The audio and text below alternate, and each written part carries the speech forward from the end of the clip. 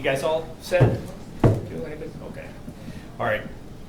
I spoke to some of you guys yesterday. Obviously, thank you for coming. I want to preface too with thank you to the Michigan State Police. This is the 10th officer-involved shooting that they've investigated on behalf of the Grand Rapids Police Department since I took over as chief. And I know it's a lot of work. They do a very professional job, and I don't want to say, I can't minimize, can't say how much I am thankful for them. Their response yesterday was consistent with the professionalism. They come from all over the region, and to see them there so quickly on a cold day and do such professional work. So big thanks to the Michigan State Police. Here's what we'll do. I'll let the video run, let it speak for itself. As you guys know, not going to make a conclusion of policy or law today as far as the actions of the officers. What I want to do is provide you a preliminary briefing on the information on the use of force that we have at this time. Other high-level questions, if I can, I'll answer it. If I can't answer it, I'm going to explain to you why I can't answer it. And with that, Chief of Staff, you'll let it run, and I'll answer questions after.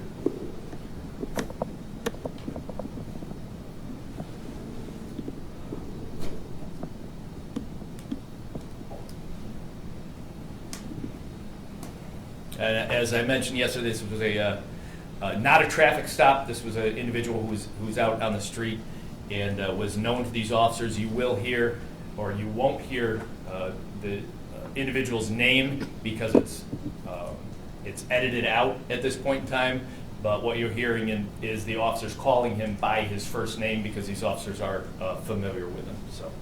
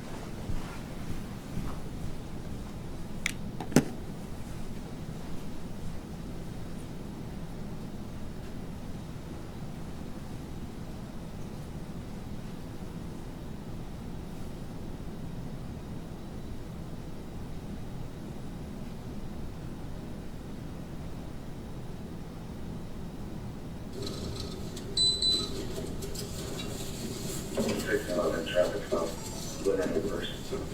Yep. Come here, everybody.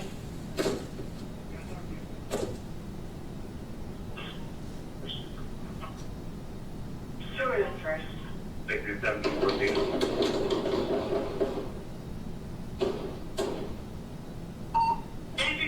Shots fired.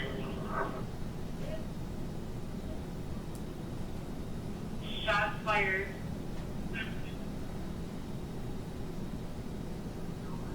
Where did it happen? Eastbound Adams from Blaine.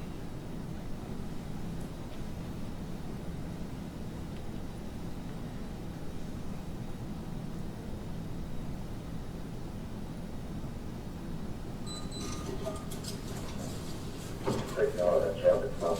Glen Reverse.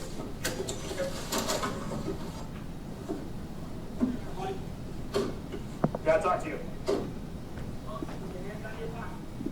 Come here.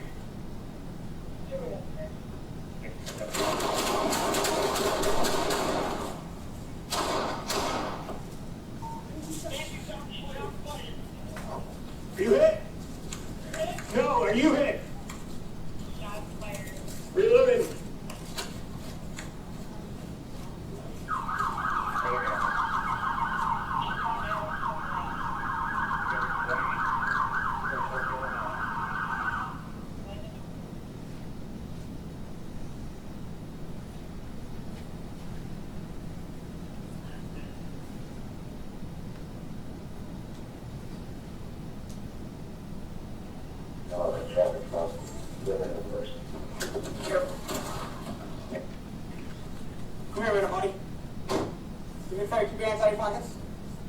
Keep your hands out of your pocket. Come here.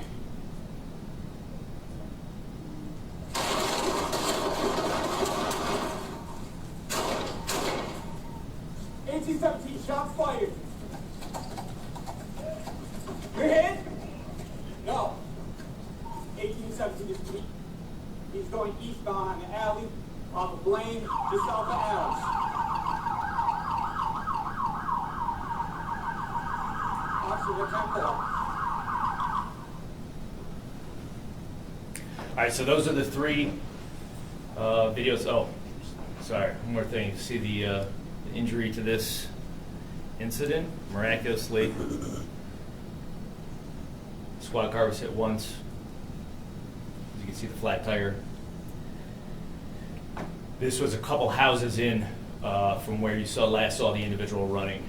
That was recovered by the state police. So a couple things to point out before I take any questions. Number one, thankful for the technology that the city has afforded us. If you've heard some of the radio traffic, as soon as the officer calls out shots fired, first officer not on scene gets on the air and says where they map it.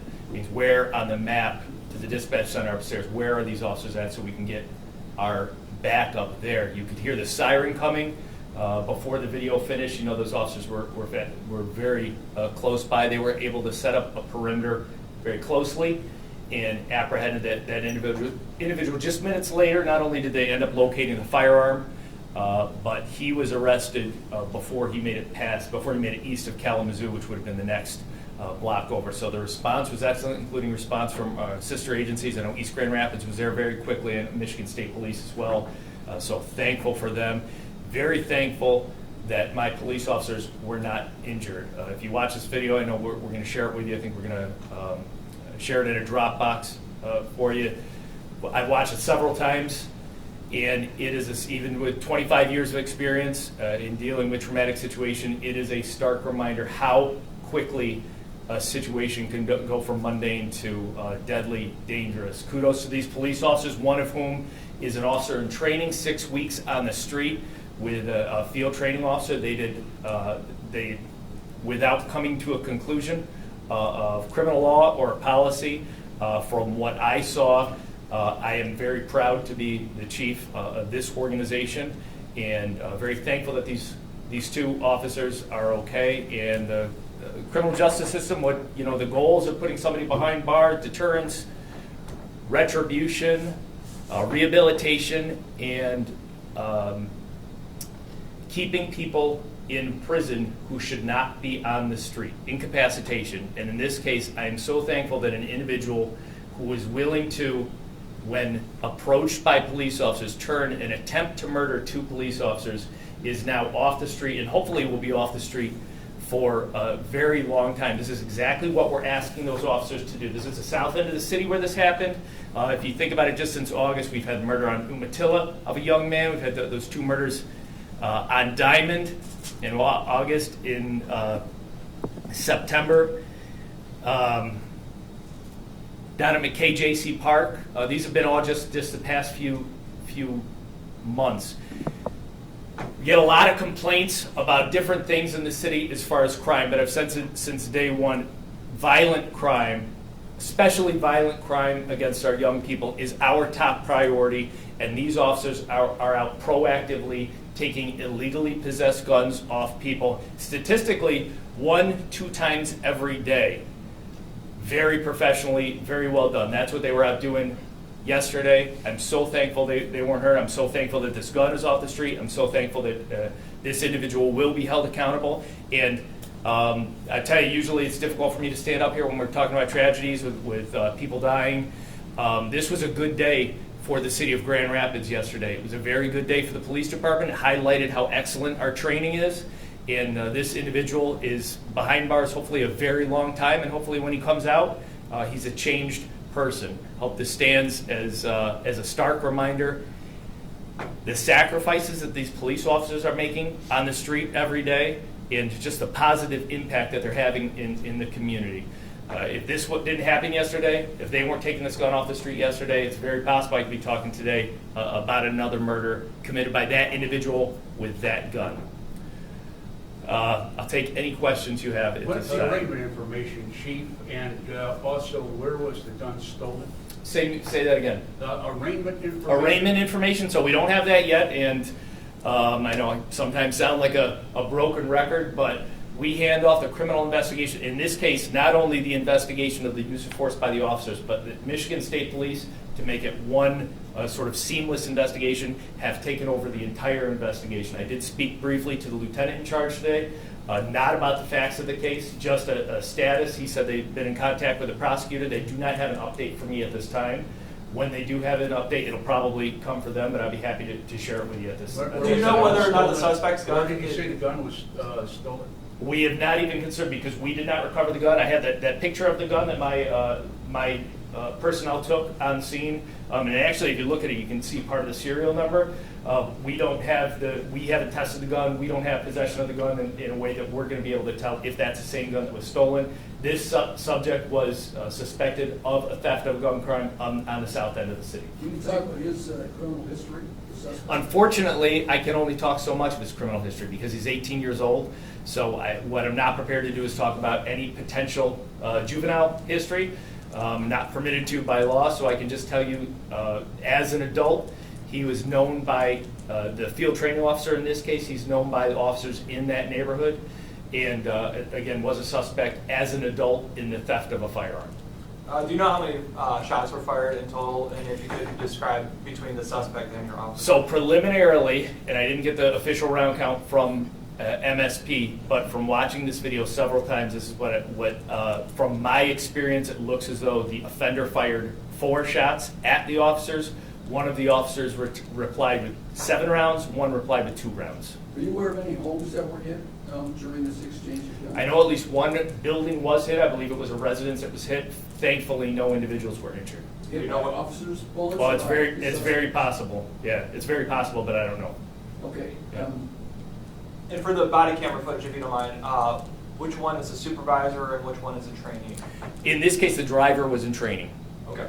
Yeah. And we didn't really get an idea from the video that we saw. We saw obviously the turnaround from your officer. Can you kind of give us an idea of what happened beforehand? I wish I could, and I know those are answers that are going to be asked and may have already been asked by the Michigan State Police for those facts.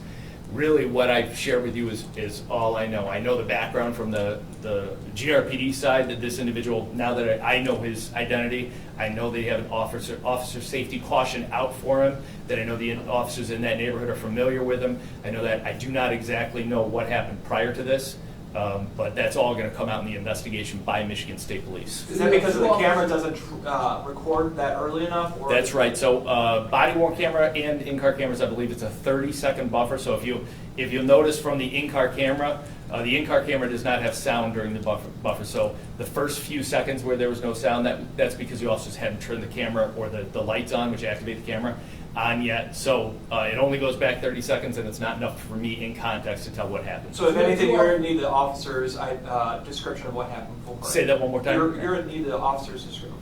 Yeah, that's right. Yeah, they're going to get a full statement from the officers that includes what they knew, what their goal was in stopping him, what the subject's actions were, all important information, which I don't have yet. Go ahead, You Ken. have 2 officers on paid leave for this incident. correct? That's correct. Yeah. How many officers do you have on leave right now for other cases that are pending? 2 others. From the Troutman, from the Xavier Troutman? That's correct. Yep. Okay. Yeah. Good memory. Yep. Can you talk a little about, they see this individual, what was the intention? Was it to maybe arrest? Was it, I don't know, I know you're not the officer, but what was the Anything plan? I would give you would be a guess. You guys know I like to talk, and with my experience, spent a lot of time on the street, and knowing that this individual is well known to the officers, that we have had an uptick in gun violence in that neighborhood recently, that the mission really is to protect the young people, especially in this city, from gun violence. If I saw that individual with just the information I know, regardless of his actions, I at least would want to stop and talk to him. And so maybe it was just a stop and talk. Maybe they had probable cause to arrest him for something. I'm not sure. Very interesting to find out. But clearly, in this case, even if it was a matter of they just had some reasonable suspicion, they clearly were choosing the right individual to stop. Do you know if your officers have given their sworn statements yet? I don't know, they have not. So with 4 officers on paid leave right now, is that having any impact on coverage for the city? Fortunately, we just graduated. I mean, this young man that was in the shooting here that's in training was one of the group of, I think, 14 that we just graduated. So we've increased in size. As the summer has come to an end, as it gets colder, this usually is a little bit of a breakthrough. So if you had to tell me one time in the seasons of when I could be short 4 officers and still function, we do have some administrative work. We have a lot of training work to do. If one of the officers that was on leave yesterday, he was in helping with training on an unrelated topic. So I will say operationally, I'd love to have them back, but I don't think it's causing a safety issue at this time. Is the only charge or crime you know of that this individual committed as an adult was this stolen firearm, or is there any others? You know what, I haven't looked into that. I haven't looked at, I don't know, I'm not even sure how long he's been 18, so I just don't have that information yet. I'm not sure.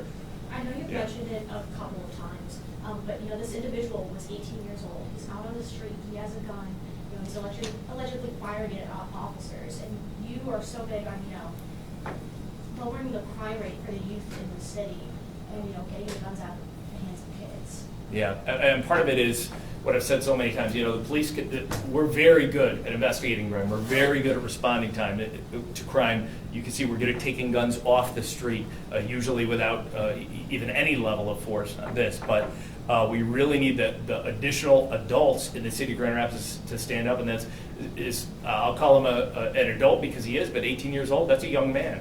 And there had to be adults in this individual's life which knew he was going out on the street every day with a gun. And another question is, what is he out there doing with this gun? I know he's not going to the shooting range.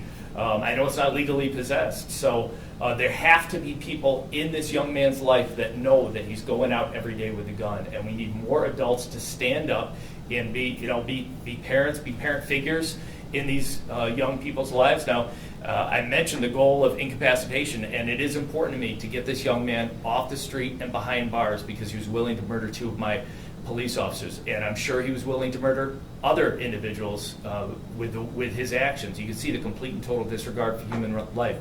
But I am thankful he's 18 years old, and I know he won't get life in prison, and I hope that this is not only a watershed moment for him and his life, and that he comes out of prison and is a real benefit to the community, maybe can speak to the young people in Grand Rapids when he gets out. But this has got to be a wake-up call for everyone. You will be held accountable if you illegally possess a gun in the city of Grand Rapids. And if you try to murder someone, or if you commit murder, we will do everything we can to find you and to hold you accountable.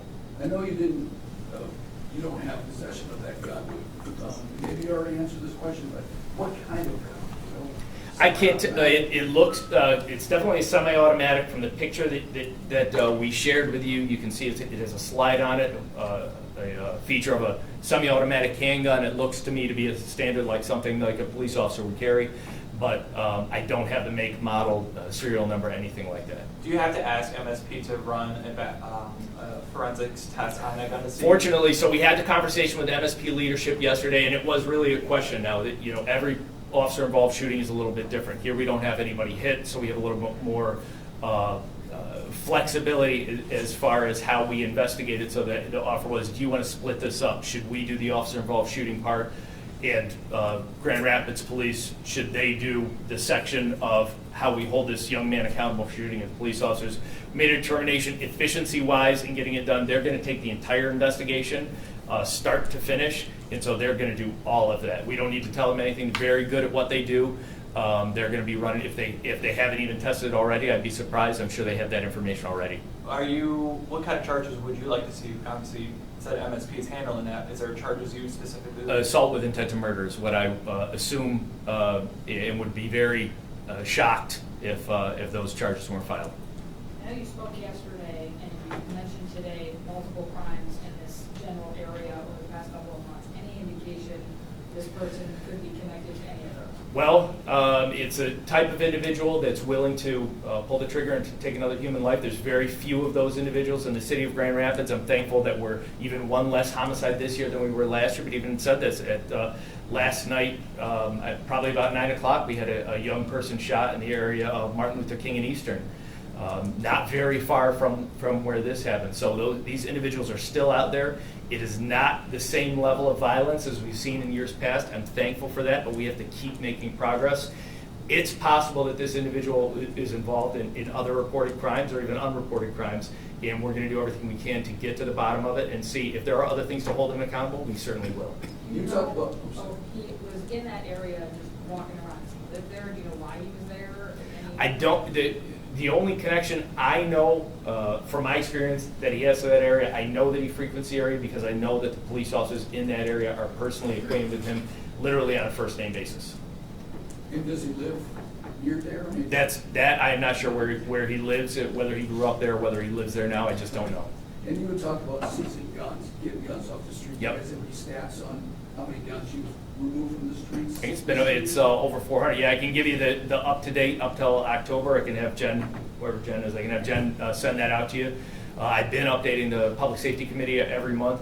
On average, last I looked, it was about 1.5 every single day of illegally possessed guns taken off the street. And that means, since we don't have press briefings like this very often, that means daily officers are apprehending individuals like this, illegally possessing guns, sometimes walking down the street in their waistband, safely getting them. And just from a police training and tactic point of view and how things have changed over the last 25 years, it is interesting for me when I watch this video to see how professional these officers were in their approach. You can see both officers exited the vehicle.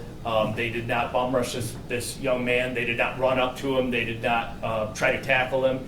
They did everything as safely and within the training that I like to see.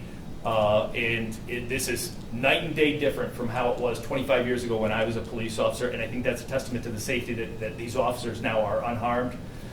So thankful for that, but something that's changed quite a bit in policing in 25 years. Sounds like you're leaning towards saying this was totally justified. You're picking up on that. Ken. I'm not saying it, but I had two officers that were nearly murdered yesterday, and I tell you what, we would be having a very different press conference if one of my officers had been shot and killed. I would have a lot less grace for this young man who tried to kill him. I'm trying to keep the thoughts in my mind that I am a father, and I know that this young man has individuals who love him in his life.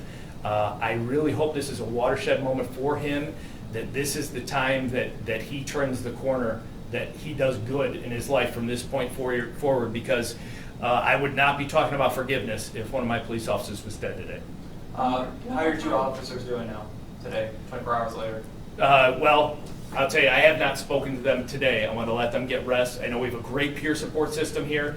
I came first to the scene. I came first to the station last night because I heard that they made it to the station before I could get to the scene. I stopped here. Michigan State Police were here with them, but they also had a large group of police officers that had been off duty that had come in to offer peer support services that were here with them. I was especially concerned about the young man who's one of our newest police officers, 6 weeks on the street. I sat with him, and I just had a frank conversation with him, and I just said, hey, how are you feeling? Do you still want to be a police officer? And fortunately, the answer yesterday was yes. I hope that answer is the same today. Can you talk one more time, just for clarification, a stolen gun, where was that stolen from? So he was technically still. Yeah, well, so now that we've given the entire investigation over to MSP, I don't want to give non-public facts out. That could hinder any part of the investigation. That includes not only the shooting, but also the possession of that gun. So can't share it anymore, but I'm sure that played into the factor of the mindset of the officers. That's why I bring it up. But he was never actually charged with that, he was kind of just a suspect. Not at this time, yeah. But can you at least say, was it from an individual, from a home, from a shop? I will give you that. I believe that he is suspected in a firearm stolen from a residence. Okay. Yeah. Anybody else have anything?